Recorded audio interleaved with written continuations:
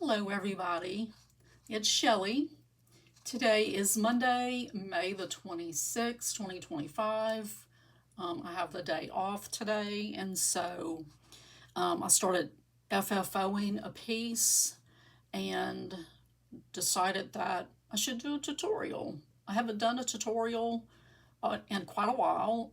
I've only got one on my channel, and I actually had to go and watch it yesterday because all of a sudden I forgot how to do the technique where you do a loop start on the front of your work with either odd number of threads or with fancy floss, even numbers where you have to lay them side by side and you can't, double the floss. So all of a sudden I forgot what the sequence was. It was weird.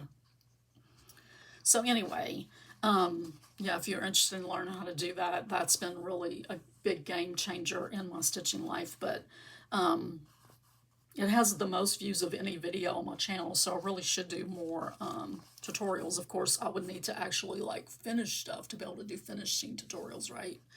But this little piece is a birthday gift for a friend. Another friend gifted this to me. She had, I don't know if she bought the kit or she kitted it up, but it was everything that I needed to stitch the piece. It came with Needle Bling Designs Margarita fabric, 36 count. It had the floss, DMC 996. It had the fabric that's on the back, and it had the rickrack. So I was able to actually stitch this, start it and finish it yesterday. So this is a birthday gift, like I said, and they had the whole alphabet in it, and so you were able to pick, what letters you wanted to put on. So I put Wilhelmina, my friend's initial right here, my initial right here, and then I put FF for Friends Forever, Forever Friends. It was a little blank in that area, and so I thought it needed a little something right there. So anyway, I was able to stitch it up yesterday. It was a little over 1,000 stitches, and so it took me all day, but I did get it done. So I made the pillow today, and the way I do my pillows, I do like Vanna Pfeiffer does, the twisted stitcher.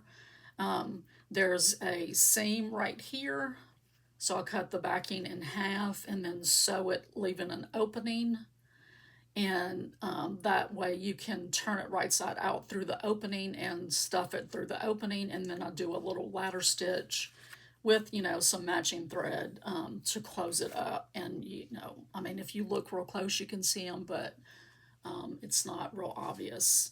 I like this method a lot better than stitching around the edge and leaving a gap to close up here. Mine never come out looking good. Like, you can always tell where that spot is. So I find that technique does a lot better. So anyway, I got it stuffed, and then I got, okay, I need to put the rickrack on. I could have sewn this on when I was sewing the pieces together, but I don't like doing that because I have a hard time keeping the rickrack consistently where it needs to be. And so I just decided I was going to sew it on by hand. So of course I could have gotten, a matching thread and just sewn it on and just been plain Jane, but that's just not me.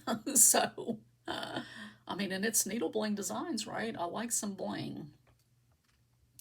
So, first of all, I looked to see what other thin Wonderfill thread I had. And I was looking, trying to find a matching one, and then I saw this one and I was like, OMG, it's perfect. I mean, that just never happens where, hardly ever happens. I won't say never, but usually you don't have what you need in your stash. But I love it when, a plan comes together like that when it's not really planned. So anyway, this is Wonderfill color 702, and this is 100 weight thread, so it's really very, very thin. So I'm doubling it up to sew this on, and I had thought about just doing making French knots in the hills and the valleys on the brick rack, and decided that, I mean, I don't like doing French knots already, and with this thin thread, it would have been not fun. So I decided to, I was like, let me do some beads. I thought about doing, like, if I had some little pins, you know, where I could just like pin it with some pretty pin heads on them, but I don't know if I have anything that would have matched. And I remembered that I had these beads from about 25 years ago, probably. And these pretty, you know, green and blue beads. So I just grabbed a little handful out of the container.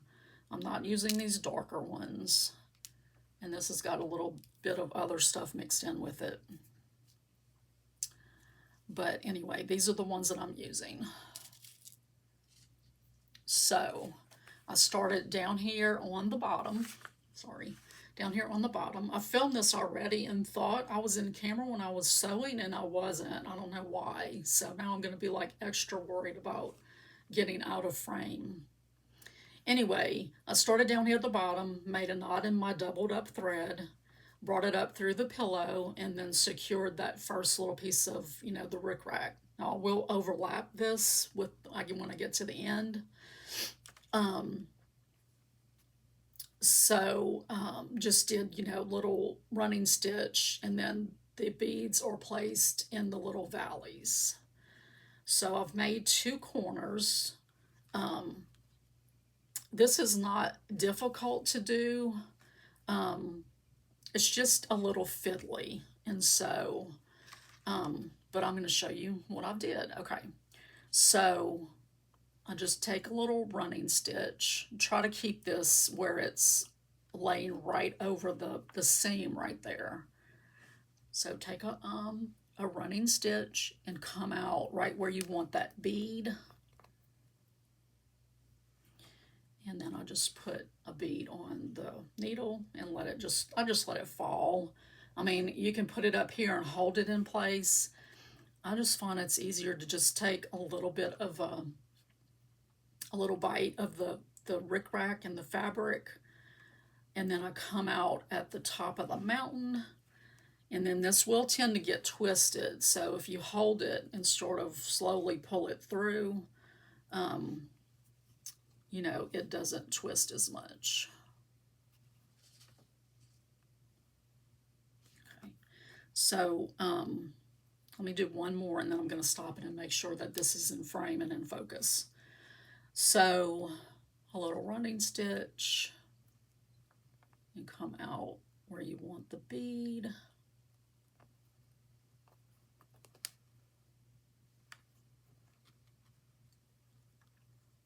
And that went a little off track, but we'll get it back on. And then I'm going to do a blue bead, take a little bite, come up at the top of the mountain,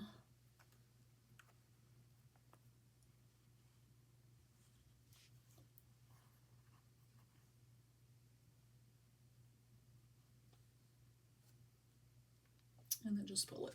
And I might have been up off the top of the frame. A while ago I was off the bottom, so let me pause it here, and I'm going to check to see if everything's in frame. Okay, so that checked out. I was pretty much in frame. I did notice that my hands got in the way a couple of times, so let's try to get it where it's not doing that. So just line it up, take a running stitch, come out in the valley, and then pick up the next bead.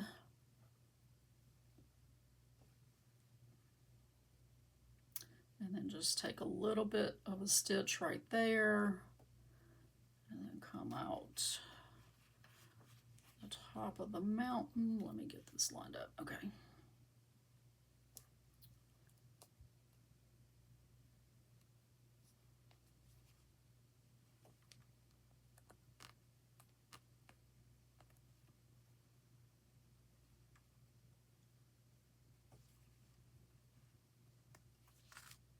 There you go. So I'm gonna do, I'm gonna keep going. I don't know if I'm gonna, I've never actually like sped up a video like when I'm editing it, so I'm not sure I know how to do that. So I'm gonna keep going and then I'll stop when I get to the corner and come back. Maybe now I know why I don't do tutorials more often, so I stopped to watch, you know, what I had filmed and realized that I was filming on my pauses instead of filming when I was supposed to be filming. So I've turned the corner. So I did discover that, you know, it does help to just sort of stick some pins in it as you're going along just to keep it lined up, and especially in the corners. So I discovered that on this corner, and I thought I was filming and showing you guys, but I wasn't. So, okay, so I've got a new thread, and I put a little dot of fray check on the end of the knot, and then I'm just going to come up a little ways away and come up where I want that next bead. And just make sure that it's in there and that is hidden. And I need a blue bead because I am very much, you know, I like things to be like in a pattern. I like things to be symmetrical.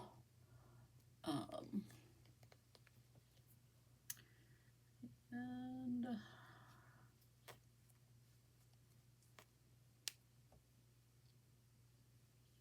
so yeah, the putting the pins in it kind of helps it where it's not quite as fiddly. Sometimes you do get stuck, your thread caught on the beads that are already there. So a little running stitch, come up down here where the next bead needs to go. I don't know if I'm going to go back, and I may go back and do running stitches the other way to make little mountains all the way around. I don't know. We'll see. So I'll bead and take a little bite, come up at the mountain, and it really does help if you can try to hold this so it doesn't get twisted.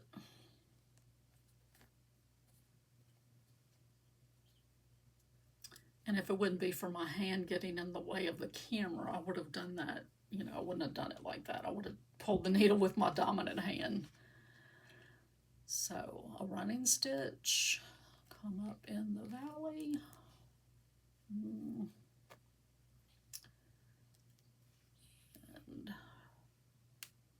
a blue bead.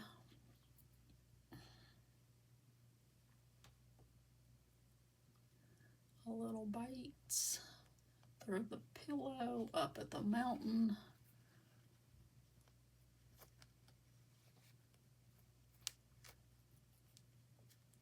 Just pull it tight. I'm sure that there's a way that you could make the beads lay how, you know, a specific way. I wasn't really worried about that. So running stitch.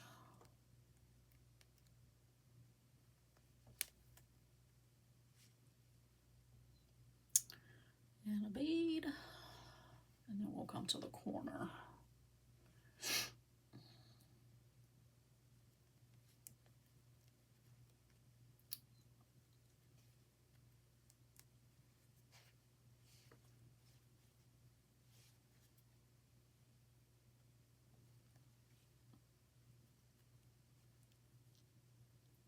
Hope I'm still in frame.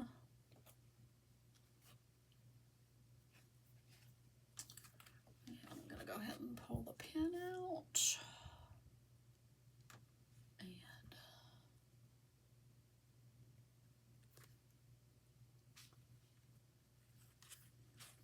blue bead.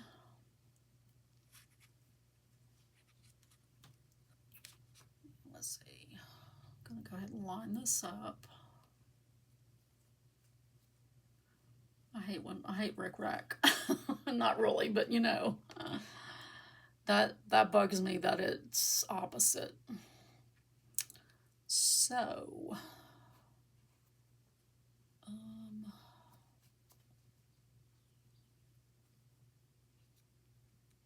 what to do? Just live with it, really. I think I'm gonna fray check the end of this and I'm gonna clip it.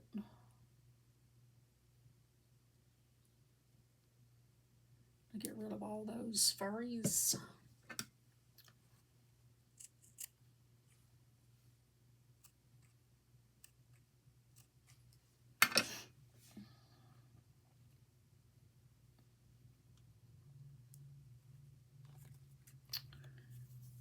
And I guess I'll turn that in under right there.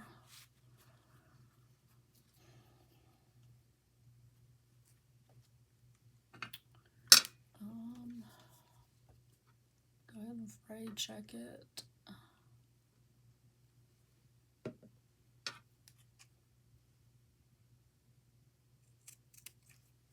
So get rid of that excess.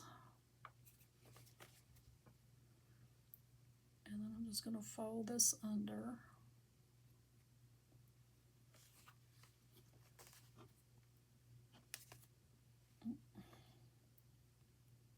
Fold it under. And I'm going to go ahead and just stick a pin right there just to hold it in place.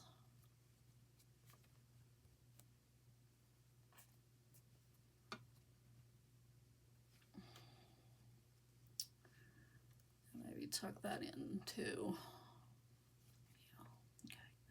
I mean, that doesn't look the best right there, but this is at the bottom.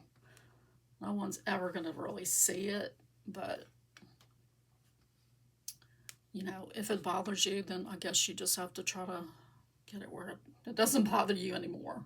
I try to let, you know, I don't know, I can tend to be a perfectionist, but I try to not let it get in the way of creating things. So I've learned to let it go a lot more than when I was younger.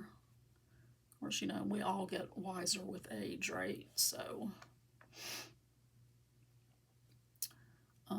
I was making a doctor's appointment the other day when I went to my appointment this month, and you know, she wants to see me in 6 months, which is in November, the end of November. And so I realized as I was standing there 6 months and I will be 60 years old.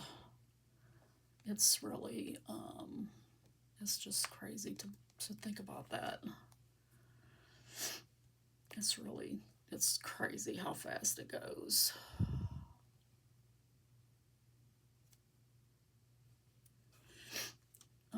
So see, I mean, this is really not hard to do. It's just a little fiddly, but if you pin it, it really does help if you put the pins in and just to hold it in place.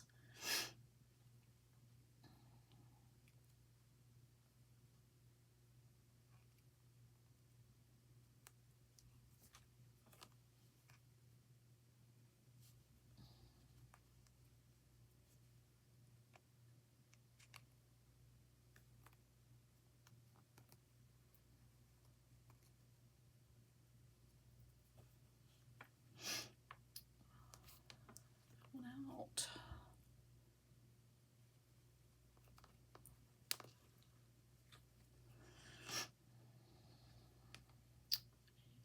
Green.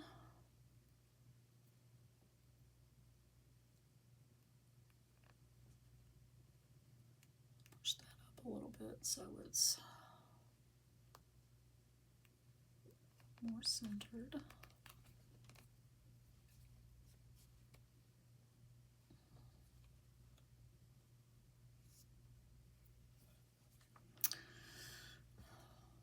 This is just bugging me, guys.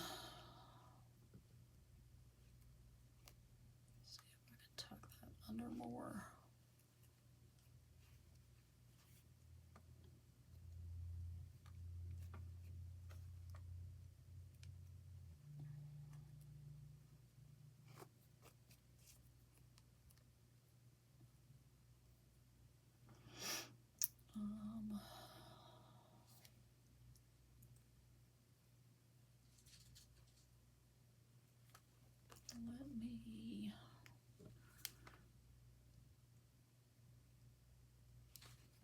just cut some more of this off.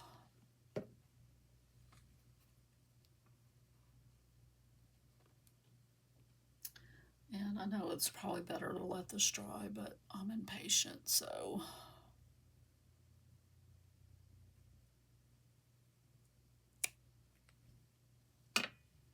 Very impatient. We had diamond painting group yesterday. It ended up being only me and Kim. Lakin was down with a migraine, which I've been having a lot of migraines lately too. So she had to cancel at the last minute. I missed Heather's birthday last weekend, or was it weekend before last? I don't remember, but I had a migraine and it just would not let up. So enough with the headaches, please. Okay, so I'm liking that a little bit better.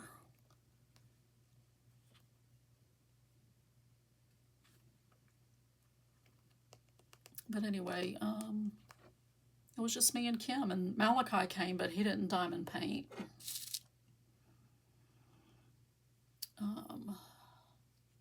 He just watched a movie while we diamond painted.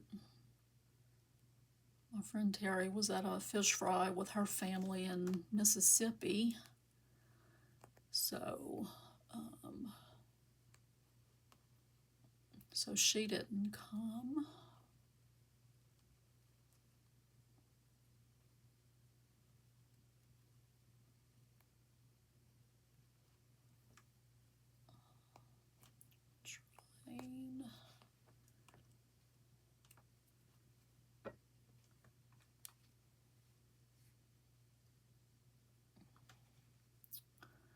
Well,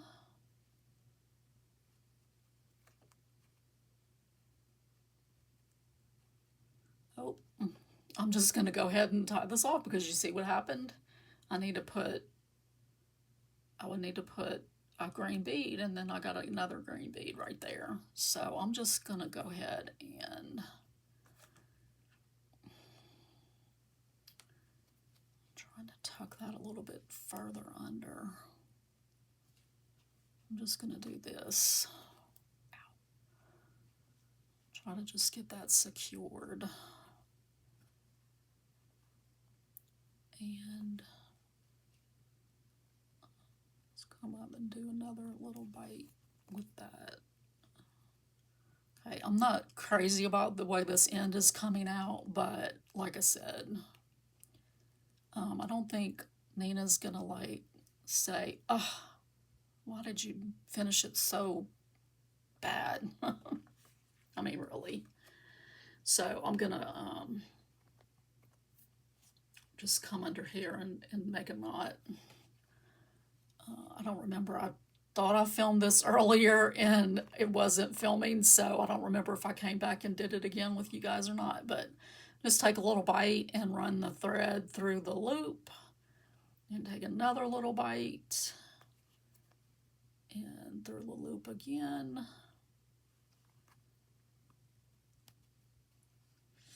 And I usually like to do it a third time.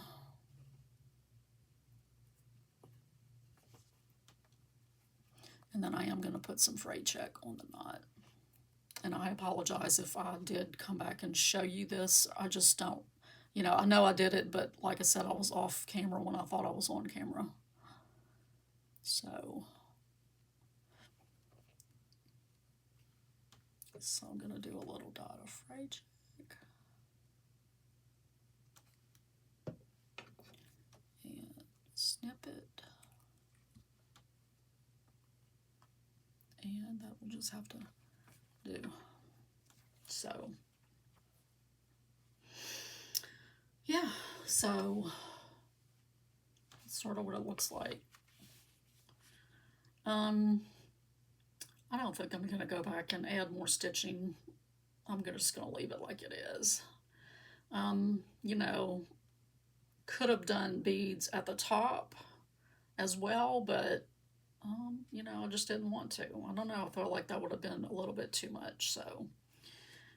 But anyway, I hope Nina likes it, and I hope you've enjoyed this little tutorial. You know, when I finish some more stuff, I can come back and do more, but I haven't been finishing a whole lot. So anyway, I hope you guys have a good rest of your day. Of course, remembering in the United States it's Memorial Day, so remembering those who gave the ultimate sacrifice and the Gold Star families that are left behind. You know, my son-in-law is a veteran, and he always likes to, you know, just bring out the what Memorial Day's about. And he says, you know, as far as wishing people a happy Memorial Day, you know, he says that doesn't exist. So just, you know, anyway, just remembering the ones that have lost their lives, given their lives in sacrifice for our country. So I will see you guys in a few weeks. Yeah, not, our group doesn't meet until, not this weekend, but next. So it'll be a couple weeks before I see you if I decide to film, you know, after our meeting like I usually do. Anyway, I'm rambling, so I will let you guys go. Thanks for watching. Bye.